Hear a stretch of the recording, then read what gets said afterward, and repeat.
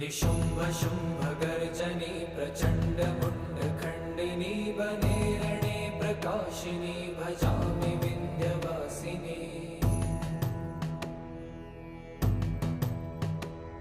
त्रिशूलमुण्डधारिणी धराविघातहारिणी गृहे गृहे निवासिनी भजामि विन्ध्यवासिनी।